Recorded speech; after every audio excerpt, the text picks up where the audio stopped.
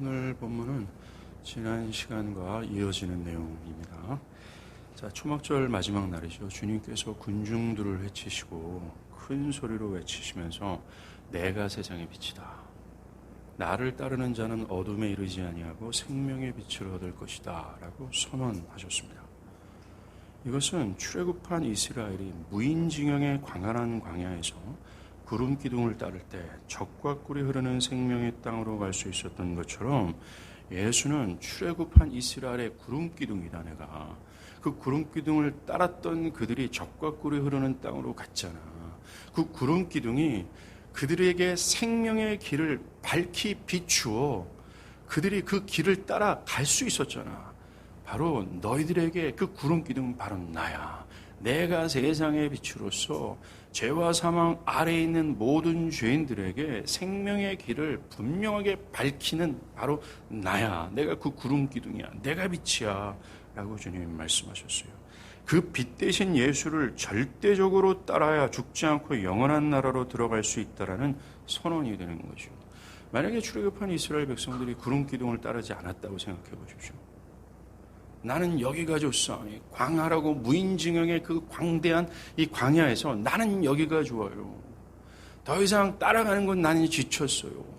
나는 삶의 여건이 지금 처자식도 많고 짐승도 많기 때문에 그 구름 기둥이 지금 이 시간 나를 인도한다면 나는 지금 따를 수 없어요. 나는 잠시 여기 좀 쉬다 갈게요. 라고 한다면 그 구름 기둥을 따르지 않았던 이스라엘은 절대적으로 젖과 꿀이는 생명의 땅에 이르지 못합니다. 똑같아요. 주님은 말씀하셨죠. 내가 세상의 빛이야. 내가 생명의 길을 밝히 비치는 빛이야. 나를 따르지 아니하면 절대로 나를 따르지 않으면 절대로 너는 생명의 땅에 이를 수 없어 라고 선언하셨어요. 자, 이것을 듣고 있던 유대인들은 나는 세상의 빛이다 라는 그리스도의 선언이 뭔지 알아들었을 것입니다. 유대인이었기 때문에. 그렇게 자신을 주장한 예수에 대해서 그들은 의구심을 품었을 것이 분명해요. 그들은 아연실색하면서 도대체 네가 뭔데 너를 가리켜 빛이라고 하느냐. 그런 어마어마한 주장을 네가 감히 할 수 있느냐? 라고 의구심을 품었습니다. 사실 이것은 오늘날 사람들이 가지고 있는 기독교 진리에 대한 태도예요. 그들은 과연 예수를 믿는 것이 영원한 생명으로 갈 수 있는 유일한 길입니까? 오직 그것만 사람의 사후의 인생을 결정짓는 시금석입니까? 다른 길은 없습니까? 더 안타까운 것은 오직 성경이라는 이 기독교 교회가 꼭 수송해야 될, 꼭 목숨 다해 수송해야 될 오직 성경이라는 권위를 잃어버려 성경에 입각한 신앙과 삶이라는 것을 내동댕이 치고 그저 자신의 소견에 옳은 대로 신앙하고 사는 현대 교회 안에 있는 많은 사람들, 이 사람들 또한 이렇게 얘기합니다. 과연 예수를 따라야 합니까? 자신의 견해와 정신과 자신의 현재와 미래를 모두 다 그리스도께 양도하고 어떤 상황과 어떤 처지에서도 그를 따라야지만이 생명의 나라로 들어갈 수 있습니까? 그저 믿는다고 말하면 되는 건 아닙니까? 믿는다는 의식을 가지고 있으면 되지 않습니까? 내가 어느 정도 교회 출석을 하고 어느 정도 신앙의 행색을 하게 된다면 그 정도로 충분한 것 아닙니까? 굳이 내가 하는 방식대로를 떠나 내가 갖고 있는 현재의 신앙의 모습을 견지하지 않은 채 진짜 순전히 성경에서 말하는 그리스도를 따라야 됩니까? 정말 온전히 순종하고 헌신하는 태도를 가져야 젖과 꿀이 흐르는 땅으로 갈 수 있습니까?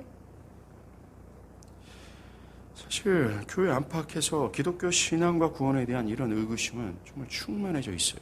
그리고 이미 교회 안에는 많은 사람들은 그리스도를 따라야 된다는 이 중요한 이 진리의 명제를 거부한 채 자신 나름대로의 신앙의 스탠스를 정해서 따라가고 있는 것이 현실입니다. 여러분 생각해 보십시오. 광활한 사막에 있는 이 구름 기둥이 뚝 하고 쭉 움직일 때 자기가 어떤 삶의 처지와 환경이 있든지 간에 그 구름 기둥을 따르지 않으면 절대적으로 이 광활한 황에서 죽을 목숨일 수밖에 없는 것처럼 주님은 내가 세상의 빛이다라고 말하면서 나를 절대적으로 따르지 않으면 생명이 없음을 선언하신 거예요. 바리새인들이 예수의 증거에 대해서 의구심을 품었던 이 바리새인들이 예수의 증언을 인정하지 않은 이유가 있었습니다. 그게 13절에 말을 해요. 네가 너를 위하여 증언하니 내 증언은 참되지 아니하였다라는 겁니다. 이들이 이렇게 주장한 근거는 율법이에요. 율법은 어떤 고소나 어떤 증언을 하기 위해서는, 즉 어떤 고소나 증언이 참되기 위해서는 두세 사람 이상의 증언이 있어야 된다라고 말했습니다. 특별히 신명기 19장 15절에서 사람의 모든 악에 관하여 또한 모든 죄에 관하여는 한 증인으로만 정할 것이 아니요 두 증인의 입으로나 또 세 증인의 입으로나 그 사건을 확정할 것이라고 말을 했어요. 자, 이것을 근거로 바리새인들은 예수 너가 스스로를 증언하고 있으니 어떻게 그것이 참될 수 있느냐? 너를 증언할 수 있는 또 다른 증언자가 있느냐라는 거예요. 이것은 요한복음 5장 31절에서도 동일한 그런 반응이 있었어요. 그곳에서도 바리새인들은 예수가 그리스도다라고 선언에 대해서 네 스스로가 그 말을 증언하고 있으니 그게 말이 되냐? 너를 증언할 수 있는 참된 증언자가 또 있느냐? 그것을 증명할 수 있는 세3의 증언자가 있느냐라고 말을 했습니다. 그때는 예수님께서는 이 율법의 요구를 충족시키셨습니다. 그런데 오늘은 이 바리새인들의 이 율법의 요구를 곧바로 응하지 않고요. 14절에 이렇게 얘기합니다. 내가 나를 위하여 증언하는 것, 내가 나 스스로를 증언하는 것은 참되다. 자신 스스로가 자신을 증언해도 그것이 진리가 되는 이유를 오늘 본문에서 세 가지를 말씀하세요. 나는 사실 또 다른 증언자가 필요 없다. 나는 나 스스로를 증언해도 참되다. 그 이유 세 가지를 설명합니다. 이 오늘 내가 말하는 것이 진리다라는 말은요, 지난주에 얘기했던 나는 세상에 비치니까 나를 따르지 않고는 생명 얻을 수 없다라고 주님의 선언이 진리임을 더 확증해 주는 것이나 마찬가지가 되는 거죠. 자, 예수님은 또 다른 증언자가 필요 없다? 나는 나 스스로를 증언해도 나는 진리다. 라고는 이 첫 번째 이유로 14절에서 언급하세요. 예수님은 자신이 어디서 오며 어디로 가는 것을 알기 때문에 이라고 말씀하세요. 그가 다른 증언자의 증언 없이 스스로를 증언해도 참된 이유를 자신의 기원과 목적지에 기초하십니다. 뭡니까? 그가 하나님으로부터 보냄을 받은 유일무이한 존재이기 때문이라는 거예요. 여러분, 이것이 7장 28절이죠. 예수의 그리스도 되심에 대해서 불신하는 유대인들에게 하신 예수님의 말씀을 암시해 줍니다. 그곳에서도 주님은 너희가 나를 안다고 하지, 내가 갈릴리에서 왔다고 얘기하지, 아니야. 너는 내가 어디서 왔는지 몰라. 그러나 나는 스스로 온 것이 아니다. 아버지 하나님으로부터 보냄을 받았어 라는 거예요. 이 말씀은 자신을 불신하는 유대인들에게 자신의 증언이 진리일 수밖에 없는 근거를 제시한 거예요. 예수가 하나님께로부터 보냄을 받았기 때문에 자신이 하는 모든 증언은 자기의 임의대로 만든 증언이 아니라 아버지께서 명령하신 증언이 되기 때문이다라는 겁니다. 그러니 지금 예수는 자기 스스로의 증언이 아니라 아버지 하나님께서 자기에게 명령하신 말을 증언하고 있기에 이 증언은 하나님의 증언이시기에 이건 진리일 수밖에 없다라고 말씀하시는 거죠. 예수께서는 요한복음 5장 19절에서 이렇게 말씀하십니다. 아들이 아버지께서 하시는 일을 보지 않고서는 아무것도 스스로 할 수 없다. 아버지께서 행하시는 그것을 아들도 그와 같이 행한다라고 하면서 자신이 아버지 하나님께 종속되어 있음을 말씀해 주셨어요. 아들은 아버지의 뜻에 반하여 어떤 일을 스스로 결정할 수 없고 독자적으로 행세할 수 없다라는 말씀입니다. 아버지의 뜻에 부합하는 일을 할 수 없고 자신이 행하고 말하는 모든 것은 하나님께서 행하라고 명령하신 범주 안에서만 나는 한다라는 말씀입니다. 왜냐하면 아들이 행하는 모든 것은 아버지께서 하시는 일을 보고 하기 때문이며 아버지께서 보이시지 않는 일은 아들 스스로 아무것도 하지 않기 때문입니다. 곧 아들이 하는 모든 것과 아버지가 행하고 말하는 모든 것이 완전하게 일치한다는 것을 의미하는 겁니다. 예수는 하나님이 계획하시고 또한 보이신 것 안에서 그 뜻에 온전히 부합하는 일만 말하고 행하세요. 그래서 예수가 하시는 모든 일이 또 예수가 증언하는 모든 증언은 곧 하나님께서 하시는 일이며 하나님의 증언이 되는 겁니다. 오늘 예수님은 내가 어디서 오며 어디로 가는지 알기 때문이다 라는 말은 그거예요. 나는 하나님으로부터 본원을 받았어. 나는 그로부터 왔어. 그래서 나의 뜻과 행위가 아버지 하나님께 종속되어 있고 완전한 일치라는 뜻이 내포되어 있는 겁니다. 예수가 행하시는 것이 곧 아버지 하나님께서 하시는 것이고 예수가 증언하는 것은 곧 아버지의 증언이 되는 거예요. 그와 아버지의 종속관계를 사도 바울이 말했습니다. 빌립보서 2장 6절과 8절이요. 그는 근본 하나님의 본체시나 하나님과 동등됨을 취할 것으로 여기지 아니하시고 오히려 자기를 비워 종의 형체를 가지사 사람들과 같이 되셨고 사람의 모양으로 나타나사 자기를 낮추시고 죽기까지 복종하셨으니 곧 십자가에 죽음이다. 예수는 독자적으로 어떤 것을 말하고 행하지 않는다라고 말씀하세요. 그는 아버지 하나님께 종속되기를 결정하신 것을 기뻐하신다라고 말씀하십니다. 바울은 신자들에게 이런 그리스도 예수의 마음을 품으라라고 명령했어요. 예수님처럼 자기를 부인하고 하나님의 뜻에 죽기까지 복종함으로 하나님을 영화롭게 하라고 말합니다. 예수처럼 하나님께서 말하라 하신 것만 말하고 예수님처럼 하나님께서 행동하라 하신 것만 행동하라고 명령합니다. 신자는 자신의 독자적인 계획과 뜻 아래서 뜻이 아니라 하나님께 모든 것이 종속된 삶을 가지고 살아가라고 명령합니다. 즉 신자는 자신은 없고 오직 하나님의 뜻만이 그들의 삶과 내면을 지배하도록 하라고 바울은 명령합니다. 이게 신앙이고 이게 신앙의 목적이에요. 저는 여러분들이 오늘 교회에 와서 하나님의 말씀을 듣는 이유가 뭔지 모르겠습니다. 우리는 그리스도 예수의 마음을 품으라라고 하는 신자를 향한 이 명령에 우리의 영혼을 조율하고자 여기 앉아 있어야 됩니다. 주여 혹시나 나 영혼에 하나님께서 말하고 행하라고 하는 그 범주에서 벗어나 있다면 그것이 무엇인지 말씀해 주십시오. 내가 돌이켜 그 하나님의 뜻과 명령에 부합하는 삶으로 내가 살아가게 해주십시오. 여러분 이 목적을 가지고 예배에 참여하는 거죠.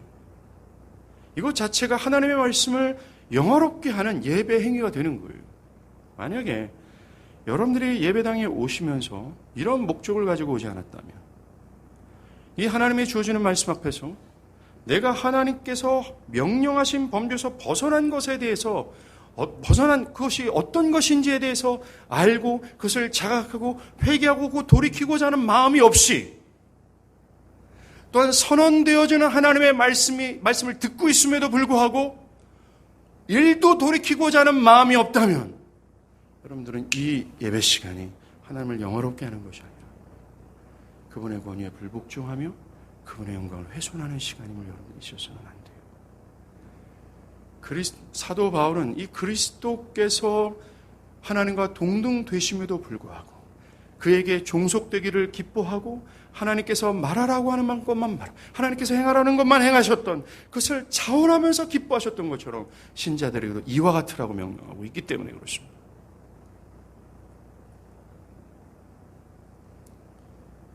초막절이 앞둔 어느 날 예수님의 형제들이 여러분 요한복음 7장에 나오는 말이잖아요.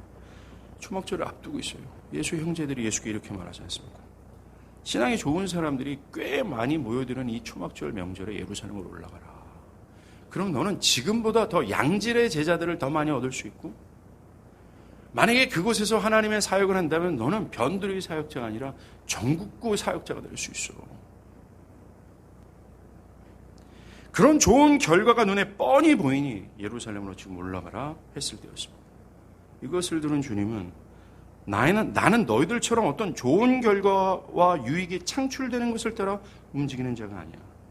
사람들은 좋은 결과가 나오는 것을 예상하면 그것에 따라 움직이잖아. 좋은 결과나 더 많은 유익이 있다면 언제든지 사람들은 하나님의 때든 하나님의 방법이나 하나님의 뜻이는 다 묵살하고 그 좋은 결과가 좋은 유익을 따라 움직이지 않습니까? 예수님이 그 얘기를 하시는 거예요. 사람들은 그렇게 움직이죠. 그러나 나는 달라. 나를 움직이는 것은 따로 있어. 좋은 결과나 어떤 더 많은 유익이 아니야. 나를 움직이는 것은 오로지 하나야. 아버지 하나님의 뜻이야. 아버지 하나님의 뜻에 따라는 움직이고 아버지 하나님의 증언에 따라는 증언하게 돼 있어. 심지어 그 하나님께서 나에게 뜻하신 그 명령이 좋은 결과나 나에게 더 큰 유익이 아니다 할지라도, 더 나아가 환난과 핍박과 십자가에서 죽는 것이라도 나는 기꺼이 그분의 뜻을 따라 나는 움직일 거야. 나를 움직이는 건 절대적으로 하나야. 하나님 뜻밖에 없어. 바울이 그 신자들에게 요구하는 그리스도의 마음이 이거예요. 자, 주님이 행하시고 말하는 그 모든 것은 자신 스스로의 결정이나 좋은 결과가 아니라 예수를 보내신 하나님의 뜻에 있어요. 거기에 완전히 종속되어 있다는 겁니다. 여러분들, 그리스도께서 그렇게 하신 이유가 뭔지 아십니까? 즉, 자기도 하나님인데 하나님께 종속돼요. 하나님께서 말하는 것만 말하고 행하라 하는 것만 행할 수 있는 그렇게 하신 이유가 하나입니다. 사랑 때문에 그래요. 아버지께서 아들을 사랑하사 자기가 행하신 것을 다 아들에게 보이셨기 때문에 그래요. 아버지가 아들을 사랑하시고 그 아들은 그 아버지의 사랑을 받고 반응하는 거예요. 아버지를 사랑하신 것 때문에 그렇다는 거예요. 아버지는 아들을 보내시고 아들은 보냄을 받고 늘 아버지에게 순종하는 종속관계처럼 보이기는 하지만 그들의 관계는 철저히 사랑의 관계였어요. 아버지께서 강압적으로 예수께서 하라고 하시니까 한 것이 아니었어요. 예수는 하나님의 권세에 못 이겨서 순종하는 것이 아니라 아버지 하나님을 무토록 사랑했기 때문에 그렇습니다. 여러분들, 사랑은 상대방에게 종속되는 것을 기뻐하잖아요. 상대방을 위해서 희생하는 것이 큰 기쁨으로 누립니다. 사랑은 상대방을 위하여 그를 위해 더 희생하고 더 크게 종속되는 그 비례에 맞게 기뻐해요. 저는 이거 남녀 간의 사랑을 얘기하는 건데 그것을 이해하지 못하는 분들은 설명할 수 없습니다. 이와 마찬가지로 예수가 하나님 아버지가 행하신 그 일을 벗어나 독자적으로 행하지 않은 이유는 아버지를 사랑해서 그래요. 아들은 아버지를 사랑함으로 모든 일을 독자적으로 하지 않습니다. 사랑으로 하나님께로부터 보냄을 받았고 하나님께서 명령하신 그 모든 것을 마치 하나님께서 하시는 것처럼 할 수밖에 없어요. 철저히 순종합니다. 심지어 십자가의 죽음까지도 말입니다. 우리가 사도 바울이 너희는 그리스도의 마음을 품어 이런 마음을 품어라고 할 때 이것이 가능케 되어지는 근간은 하나밖에 없어요. 우리가 하나님을 사랑하는 겁니다. 그분의 사랑을 우리가 알고 그분의 사랑에 겨우 그 사랑에 역사할 때만이 그리스도 예수의 마음을 품을 수 있어요. 지금 방금 말한 이 그리스도가 하나님 아버지 앞에 온전히 종속되어지는 이 삶을 말입니다. 신자를 얘기하는 거예요. 이 팔팔하게 역사하는 이 자, 내가 철저히 하나님이 되어서 나의 주인의 보좌에 앉아있는 그로서는 절대로 신자가 가져야 될 매우 기본적이며 생명이라고 말할 수 있는 이 그리스도의 예수의 마음은 절대로 never 결코 없어요. 없어요. 사랑입니다.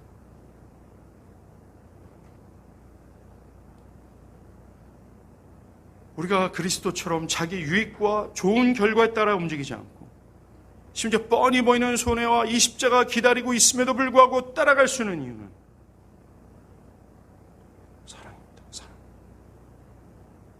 하나님께서 나를 사랑하신다는 그 사실, 아들을 주시기까지 그 원수도 사랑하신 그 이타적인 하나님의 사랑을 성령을 통해서 깨닫고 그 온몸으로 그것을 전율하며 반응할 때, 그 성령으로 말미암아 그 하나님의 사랑이 내 안에 심겨질 때 그 사랑으로 반응할 수 있어요. 안 그러면 이미 자기중심성이라는 그 블랙홀로 빨려 들어가 있는 우리가 거기서 못 나와요. 철저히 자기 유익을 지나칠 정도로 자기를 매우 과다할 정도로 사랑하는 나는, 이 타락한 습성을 가지고 있는 나는 절대로 나 외에 다른 것을 사랑할 수 없어요. 이 사랑이 역사하지 않으면 절대로 불가능합니다. 예수께서 나는 다른 증언자의 증언이 필요 없어. 난 스스로를 증언해도 진리야. 그 이유는 나는 하나님으로부터 보냄을 받았어. 내가 말하는 건 내 나름대로의 말이 아니야. 만약에 그것이라면 이것은 거짓이야. 하나님께서 말하라고 하지 않는 이 종속의 틀에서 벗어난 말, 어떤 증언, 어떤 주장이라면 나는 틀렸어. 그러나 난 그렇지 않거든. 나는 철저히 하나님께서 명령하시고 증언하신 것만 하고 또 말하게 돼 있어. 그래, 내 말이 곧 하나님의 말로서 그것은 진리야. 영원 무궁토록 말이야. 이 뜻이. 그러하기에 지난 시간 예수께서 내가 세상의 빛이다. 나를 따르지 않고는 절대로 생명의 빛은 없어 라고 하는 것이 하나님의 증언으로서 진리가 됩니다.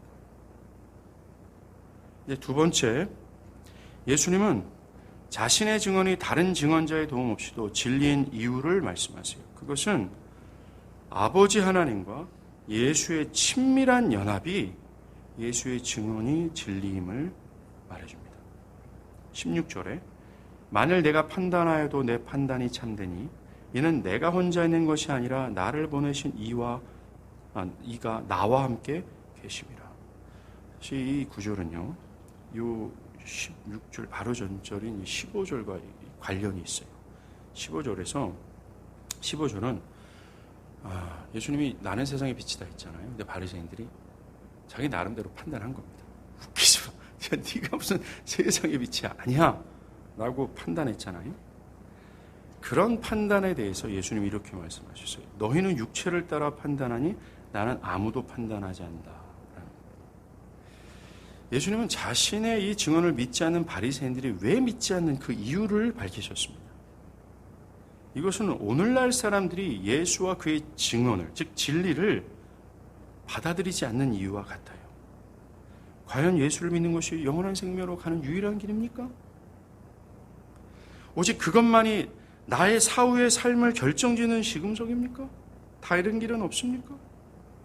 성경이 아닌 자기의 소견에 따라 옳은 대로 행하는 오늘의 현대 교회 안에 있는 사람들은 굳이 예수를 믿는다고 말하면 됐지, 교회를 다니면 됐지, 종교적인 행위와 어느 나름대로 행색을 하면 됐지, 그것을 지나치게 헌신하고 순종하는 삶이 뭐가 필요합니까? 나의 모든 견해와 정신을 다 내려놓고 현재와 미래를 다 하나님께 양도하며 그분의 뜻에 따라 살아갈 그런 과격한 신앙이 굳이 그렇게 필요합니까? 그것은 1세기의 사람들이나마 할 만한 그런 행동입니다. 지금 21세기예요. 모든 것이 다 타협적이고 모든 것이 진리가 희미해진 이 시대 속에서 나름대로 기독교인이 점점 사라지는 이 시대 속에서 나름대로 내가 교인이라고 한다면 하나님이 나를 칭찬해야 되는 거 아니에요? 라는 거예요. 자기가 설정한 신앙의 모습을 그대로 견지한 채 그렇게 하면 되는 것 아닙니까? 정말로 그리스도를 따라야 됩니까? 여러분들, 교회 안팎에서 기독교 신앙과 구원에 대해 올바르게 판단하지 못하는 이유가 바로 여기에 있어요. 그들이 그 진리를 수용해서 그 진리를 생명처럼 여기며 야, 저 빛이다! 라고 하면서 그 빛이 밝히는 길에 따라 살아가지 않은 것, 그 길에 따라 신앙하지 않은 이유가 딴 게 아니에요.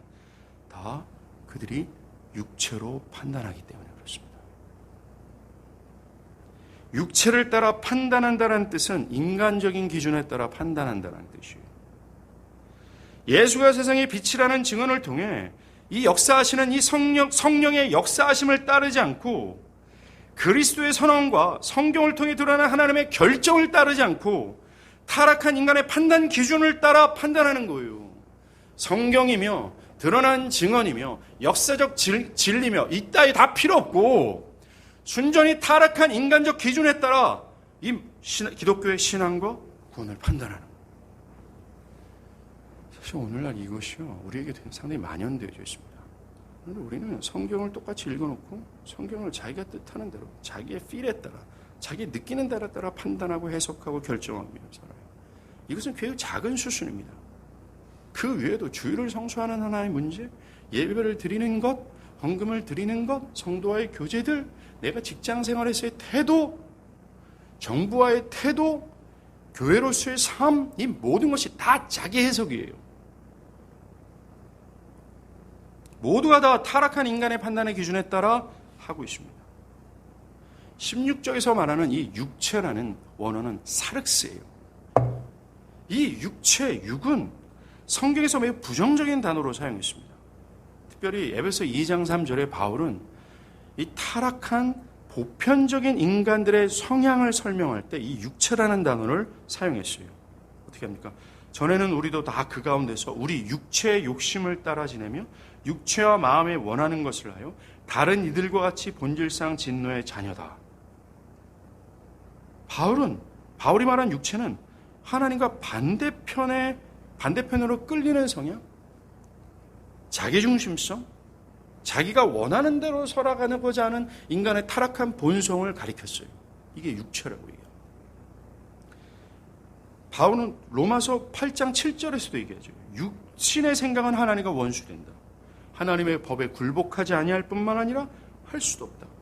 육신에 속한 자들은 하나님을 기쁘시게 할 수도 없다. 고린도전서 2장 14절. 육에 속한 사람은 하나님의 성령의 일을 받지 못한다. 그들에게는 이것이 굉장히 어리석게 보인다. 이처럼 육체란 인간의 타락한 본성과 성향을 가리킵니다. 그 육체를 따라 판단한다 할 때 판단한다라는 단어는 법적 용어예요. 마음으로나 또는 사법적으로 결정짓다, 판결하다, 또 결정하다라는 뜻이죠. 원래 타락하기 전 인간은요,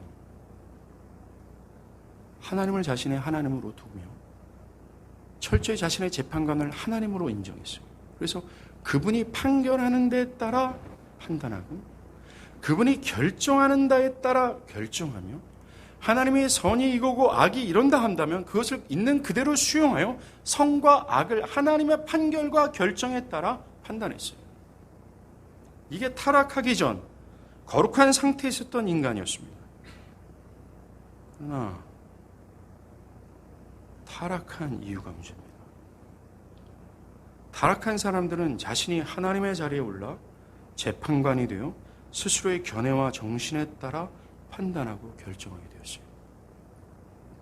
자신이 결정하는 것이 진리라고 고집하고 있습니다.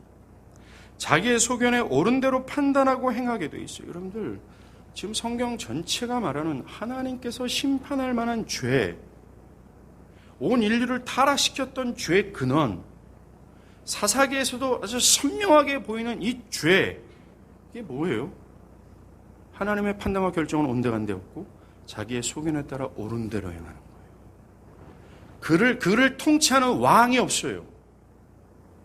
그를 인도하고 다스리는 왕이 없어요. 자기가 왕이 되어 재판관이 되어 자기의 소견에 따라 결정하고 판단하는 겁니다. 그게 죄예요. 하나님의 뜻, 결정을 따르지 않을 뿐만 아니라 따를 수 없을 정도로 사람들은 철저히 스스로가 재판관이 되어지고 자기중심성에 빠져들었습니다. 모든 사람이 예외가 아니에요. 거듭나지 않는 사람들은 그 누구도 예외 없이 하나님의 진리를 이렇게 육체로 판단합니다.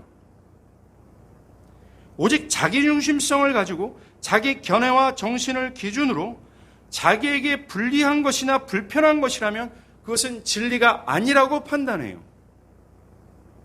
바리새인들이 예수의 증언을 거짓이라고, 진리가 아니라고 판단한 이유가 뭡니까?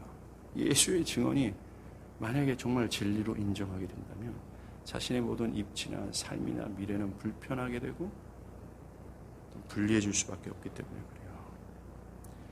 이 거듭나지 않는 사람들의 판단 기준은 철저히 자기 중심이에요. 오직 그렇게만 할 수 있습니다. 그래서 그들은 오늘 본문의 유대인들처럼 주를 굳이 주께 헌신하고 순종하는 것을 거부해요. 지금의 사람들이 기독교 진리에 대해서 의구심을 품고 온전히 순종하지 못하는 이유가 이겁니다. 사람들은 진리가 선포될 때 역사하는 성령의 역사를 거부하고 이 타락한 본성, 자기중심성, 스스로가 재판관이 되어 하나님이 되어 자기의 모든 견해와 정신의 진리라는 입각하에 그것을 판단하는 거죠. 쉽게 말해 필터링하는 겁니다. 그래서 따를 만한 것은 따르고 따르지 못할 만한 그들의 변명은 믿음이 약하다라는 것 때문입니다. 굉장히 논리적이지 않고 비성경적이에요.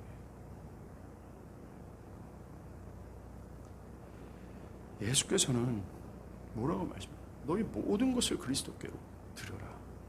그리고 그분에게 절대적으로 순종해라. 그러나 육체를 따라 판단하는 사람들은 그것을 진리라고 판단하기를 싫어합니다. 자기중심성에 매여있는 이들은 그것이 자신의 삶을 공격하는 것처럼 위협을 느껴요. 자신의 여가 활동이나 자신의 미래나 자신의 번영을 위협하는 메시지처럼 듣습니다. 여러분들, 이것이 하나님께서 우리에게 생명을 위한 초대를 하시는 이 진리인데, 사람들은 생명의 초대라고, 그 진리라고 여기지 않고 자신을 위협한다고 느끼는 거죠. 그 메시지는 나의 신앙을 위협하는 것 같아요. 그 메시지는 나의 삶에 불편을 가져다 줄 것 같아요. 그 메시지는 나에게 자율권을 박탈해가는 느낌을 들어요. 사실 교회가 복음의 능력을 잃어버린 이유가 여기 있습니다. 육체를 따라 기독교를 판단하는 거예요. 사실 이게 교회 내에 성행되어 있습니다. 기독교의 가장 큰 문제가 이거예요. 오직 성경이라는 교회의 최고의 권위에 복종하는 것을 거부하고 육체로 판단하여 모든 것을 그렇게 행하는 거예요. 사람들은 목숨을 다해 주를 따라가지 않아도 그렇게 해도 된다는 식의 신앙을 견지하고 있지 않아요. 그리고 자신에게 그런 모습이 보이지 않아도 남들처럼 그렇게 하다 보면, 즉 그들의 생각에선 성경이 없어요. 그들의 생각에선 주님이 증언하고 이 성경을 통해서 말하는 하나님의 뜻과 말이 없어요. 자기 경험에서 매우 어설프게 하나님을 뺀 자기가 구축한 진리입니다. 16절에서 주님은 너희는 육체를 따라 판단하지만 나는 아무도 판단 안 해, 이렇게 말씀하세요. 이 주님의 말씀이 난 아무도 판단 안 해 라는 말씀이 아닙니다. 예수님의 취지는 예수님은 너희들이 판단하는 것처럼 육체를 따라 나는 판단하지 않아 라는 거예요. 너희들은 철저히 자기 중심성에 따라 판단하잖아. 나는 너희들이 판단하는 것처럼 그렇게 안 해. 여러분, 요한복음 7장에 있었던 예수님의 형제들이 예수께 유혹했던 그 말 기억하시죠? 지금 올라가라. 너 전국구 스타가 될 수 있고 더 많은 제자 얻을 수 있고 너의 명성은 더 높아질 거야. 매우 좋은 결과가 있으니까 예루살렘으로 올라가라 라고 말했잖아요. 그들은 철저히 육체로 판단한 것의 증언이에요. 육체는 철저히 바로 이래요. 자기예요. 자기께 좀 더 팽창할 수 있고 적게 좀 더 강화될 수 있다면 그게 진리가 되는 거예요. 오늘날 교회 안에서 예배드리고 앉아있는 분들 중에 이런 분들이 꽤 많아요. 목사의 설교를 듣고 그 설교와 내가 지금까지 생각했던 것이 동일되어지는 걸, 내 생각이 동일되어지는 것을 은혜로 알고 기쁨으로 여겨요. 목사님, 내가 지금까지 이렇게 생각했는데 목사님도 이렇게 생각했군요. 기뻐요. 정말 힘을 얻었어요. 별짓거리를 다 합니다, 진짜.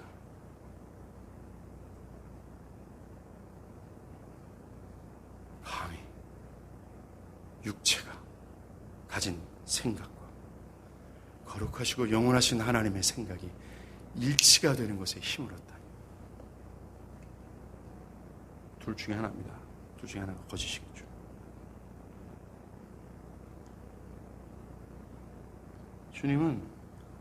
예수님의 형제들 철저하게 육체로 판단해서 움직였잖아요. 근데 예수님은 나는 그렇지 않아. 내가 판단하는 것은 오직 하나님의 결정이야. 사람들은 자기 육체에 따라 판단하지만 나는 내 육체, 어떤 나에게 좋은 결과, 좋은 유익, 이 자기 중심성을 더 강화시키고 더 유익하게 만드는 것에 따라 나는 판단하지 않아. 사람들은 정의에 따라 판단하는가 하지만 여러분들, 그건 말도 안 되는 얘기입니다. 실상은 저희가 사라진 지가 오래요, 이 땅에는. 우리의 삶에도 정의가 찾아보기 힘든 겁니다. 우리의 양심을 성령의 조명 안에 비춰본다면 그 누구도 변명할 수 못한 진리예요. 주님은 나는 철저히 하나님의 판단에 따라 판단해. 하나님의 결정에 따라 나는 결정. 그러니 나의 판단은 항상 타당하고 옳아. 이 말씀을 하시죠.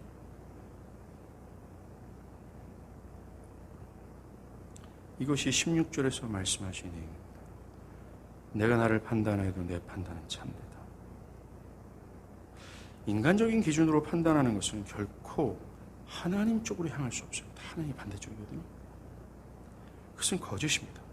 그런데 예수님의 판단은 거짓일 수가 없어요. 왜냐하면 예수님의 판단은 다 하나님의 판단을 받아 판단하기 때문에 그는 철저히 하나님을 향할 수밖에 없어요. 이건 진리입니다.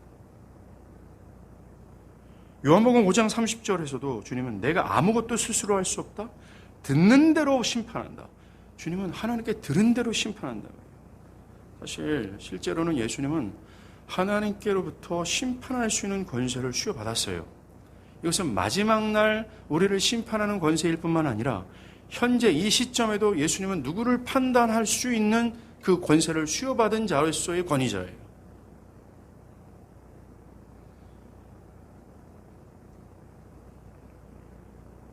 여기에서도 여기에서도 마찬가지입니다. 예수님은 홀로 행하는 것이 아니라 그를 보내신 하나님과 함께 하세요. 다시 말해서 아버지와 예수와의 친밀한 연합이 예수의 판단이 진리라는 것을 입증하는 겁니다. 예수와 아버지의 완전한 연합 안에 있어요. 예수는 하나님 아버지와 완전히 연합한 상태에 있어요. 그의 것이 나의 것이고 내 것이 그의 것입니다. 그의 판단이 나의 판단이고 나의 판단이 그의 판단이에요.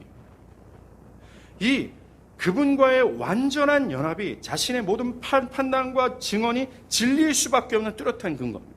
왜? 그의 모든 것이 하나님으로부터 왔습니다.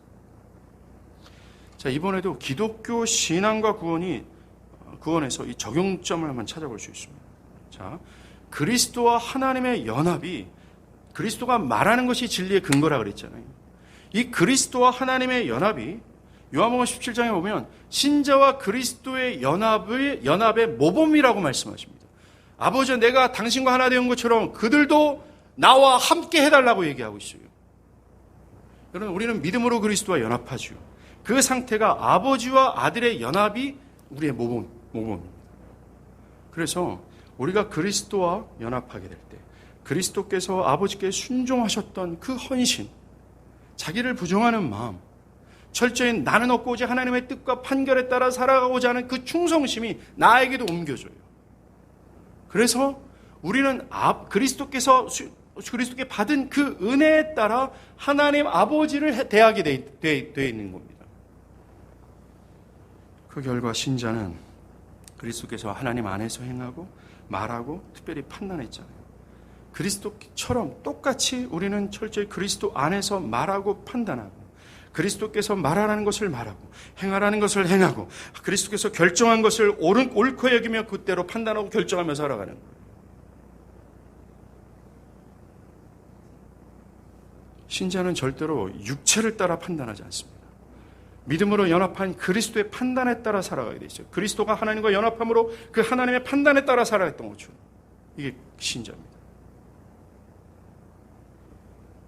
성경의 진리를 마땅히 여기고 그것을 자신에게 유리한 방향으로 가감하지 않습니다. 성경의 진리를 영원한 진리로 여기며 믿음으로 따른 거죠. 때로는 바울처럼 실패를 할 수 있지만 변명하지 않고 회개하며 다시 그리스도와의 연합 속에서 진리를 따라요. 사랑하는 여러분, 저는 완벽한 신자의 모습을 얘기하는 것이 결코 아닙니다.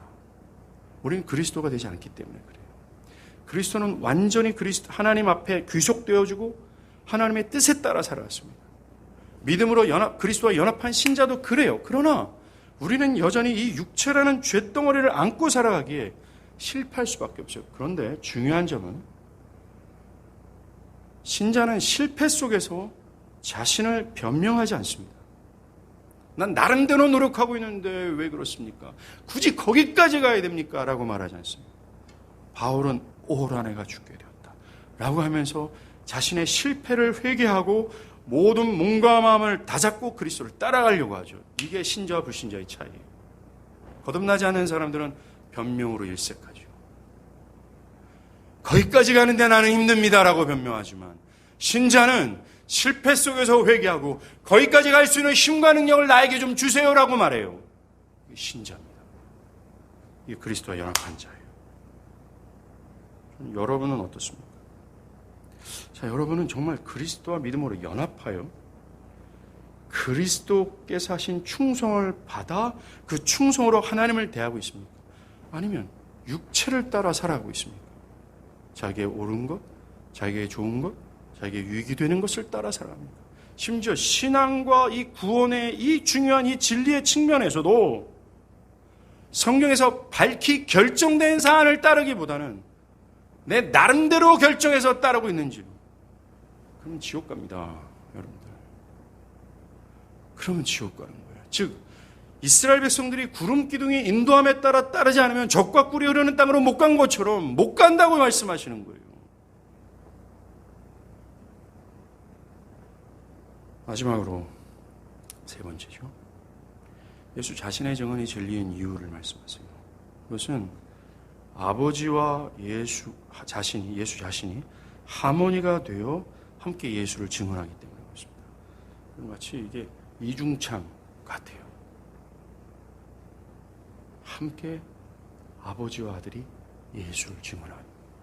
17절에 너희 율법에도 두 사람의 증언이 참되도다. 기록되었을 때 내가 나를 증언하는 자가 되고 나를 보내신 아버지도 나를 위하여 증언한다. 여러분들 율법은 어떤 고소나 어떤 증언이 참되기 위해서는 두세 사람의 이상의 증언이 필요한다고 그랬잖아요. 지금 예수님은 그 율법의 요구를 이제서야 충족시키고 있는 겁니다. 너희 두세 사람 필요하잖아. 그래 될게. 나의 증언이 진리라고 증언할 수 있는 것은 나 자신과 하나님 아버지야. 하나님 아버지와 나는 하모니를 이루어 나의 증언을 진리라고 증거하고 있어. 라고 얘기하고 있어요. 근데 먼저 예수님은 하나님께서 자신을 위하여 증언하고 계신다라고 표현할 때 현재 시제를 사용하고 있거든요. 처음부터 예수는 자기가 말하고 행한 모든 것은 곧 아버지에 대한 순종을 반영하는 것뿐 다른 것이 없다고 말씀했어요. 그럼 오직 아버지가 그에게 말하고 보이신 것만 말하고 행할 뿐입니다. 따라서 지금까지 그의 모든 증언, 행위는 그의 생각에서 비롯된 것이 아니라 다 아버지로부터 왔고 다 종합적으로 하면 그 아버지의 일이 되는 거예요. 그가 말하는 것은 옆에서 똑같은 현재 시제에서 아버지가 말하는 거죠. 그의 말은 곧 아버지의 말입니다. 요한복음 12장 49절에서도 예수님은 내가 자의적으로 말하는 것이 없다. 내 스스로 뭔가를 말하지 않는다. 철저히 나는 들은 대로 말할 뿐이다라고 얘기해요. 이것을 통해서 우리는 지금까지 주님의 말씀하신 모든 것, 이 엄청난 증언을 하시는 이가 예수님 자신뿐만 아니라 누가 하고 있는 겁니다. 하나님 아버지가 함께 하모니를 이루러. 즉 예수님이 내가 세상의 빛이야 라고 말하잖아요. 그 옆에서 하나님은 이 예수가 세상의 빛이야 라고 말하는 거나 마찬가지예요. 그래서 예수님은 18절에 아버지도 나를 위하여 증언하고 있다라고 현재 시제로 이 행동을 밝히고 있는 겁니다.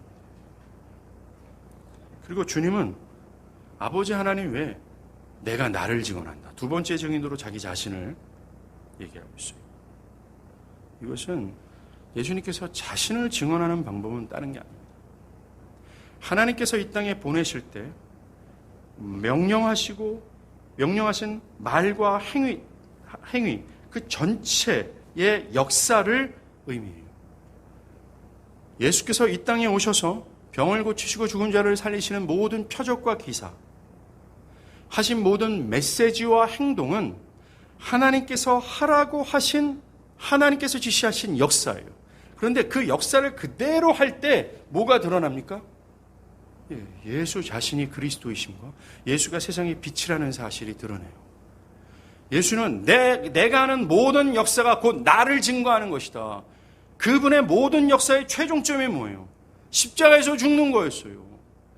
태초전부터 하나님께서 계획하시고 예수를 통해서 자신의 계시, 이 강력한 자기 표현을 하고자 하는 응집, 그의 결론, 그 정점은 그리스도께서 이 땅에 오셔서 하신 십자가의 죽음이에요. 이 십자가의 죽음이야말로 예수가 그리스도시요 예수가 증언하는 것이 진리임을 밝게 드러내고 있다는 겁니다. 지금 주님은 나하고 하나님하고 하모니를 이루어 나를 증언하고 있어 말하고 있어요. 자, 이제 남은 과제는 우리에게 떨어졌어요. 남은 과제는 아버지와 아들이 함께 하모니를 이루어 우리에게 말씀하신 것을 깨달아 먹어야 된다는 겁니다. 여러분들 생각해 보세요. 그 위대하신 하나님, 온 우주의 창조주시며 모든 복의 근원 되신 그분께서 하나밖에 없는 독생자를 죄와 사망의 죄와 사망의 우리들에게 보내시고 죽기까지 하시면서까지 드러내고자 하는 메시지, 그분의 강력한 표현, 이게 뭐예요? 지난 시간 얘기했던 것처럼 내가 세상의 빛이니까 나를 따라서 생명의 빛을 좀 얻으라, 이 말 아닙니까? 이게 얼마나 중요하고 얼마나 엄중한 메시지인지를, 누가 증언하는지를 보고서 우리가 알아야 돼요. 누가 증언하고 증언하는 그들이 어떤 희생과 어떤 것을 대가를 지불하면서까지 말하는 것을 통해서 알아먹어야 되는 거 아닙니까? 오늘날 교회야, 오늘날 교회야, 끔찍도 안 해요. 마치 죄악의 뿌리 깊이 박혀있는 그 뿌리가 너무나 강해서 하나님이 하나님과 그 아들을 통해서 죽음을 통해서까지 말하는 이 강력한 자기 표현을 말하고 말해도 조금도 흔들리지 않아요. 예배 끝나면 땡이에요. 한 그릇과 한 그릇 흘려버리는 겁니다. 어떻게 할 겁니까?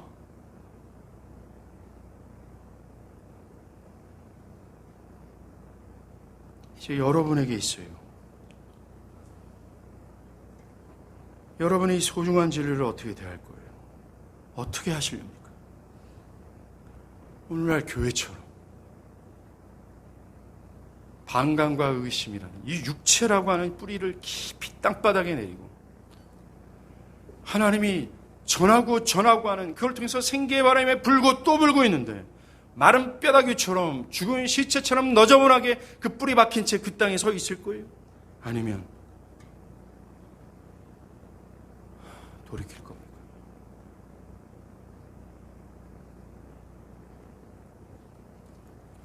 이 하나님의 강력한 자기 표현, 이것을 외면하지 않길 바랍니다.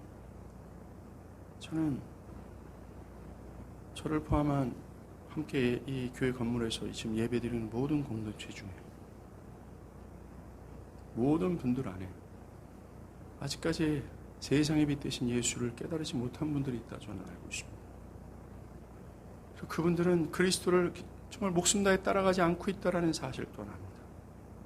근데 저 자신을 더 안타깝게 만드는 건 그들이 이런 메시지를 들음에도 불구하고 조금도 흔들리지 않는다라는 거예요.